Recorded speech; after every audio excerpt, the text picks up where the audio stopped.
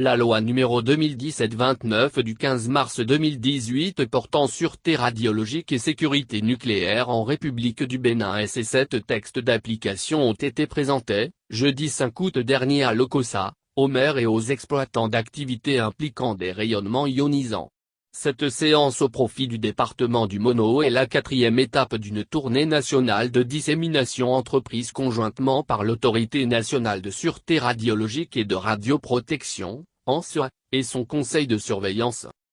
L'utilisation de l'atome au Bénin est réglementée par la loi numéro 2017-29 du 15 mars 2018 portant sûreté radiologique et sécurité nucléaire. Cette loi ainsi que ses 7 textes d'application étaient au cœur d'une séance de sensibilisation animée, jeudi dernier, à la préfecture de l'OCOSA, par le secrétaire permanent et des cadres de l'Autorité nationale de sûreté radiologique et de radioprotection, ANSUR. Marcellin Kouassi Amoussouguenou, le SP-ANSUR, et ses collaborateurs appuyés par Hervé Zanvaux, représentant le conseil de surveillance de l'ANSUR, ont, entre autres, présenté les domaines d'utilisation des rayonnements ioniques, le cadre institutionnel, les prescriptions et les sanctions.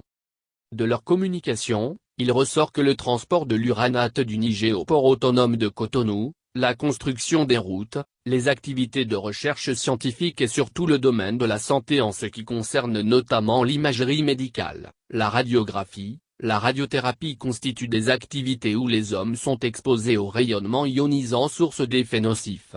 Lesquels effets sont regroupés en 2 catégories, à savoir les effets stochastiques et ceux déterministes. Pour contribuer à un meilleur encadrement de l'utilisation des rayonnements ionisants et limiter les risques et effets indésirables, le législateur a décidé de la création de l'Autorité nationale de sûreté radiologique et de radioprotection, ANSUR, structure rattachée à la présidence de la République. Le cadre institutionnel est également renforcé avec la création d'un secrétariat permanent et d'un conseil de surveillance conformément aux exigences de l'Agence internationale de l'énergie atomique, EA, dont le Bénin est membre. Relativement à ses missions, l'ANSUR est outillé pour inspecter et évaluer les installations et activités utilisatrices des rayonnements ionisants. À travers des contrôles inopinés, elle est fondée à vérifier la conformité desdites installations et activités aux dispositions de la loi et de ses textes d'application ainsi que les termes et conditions de l'autorisation accordée.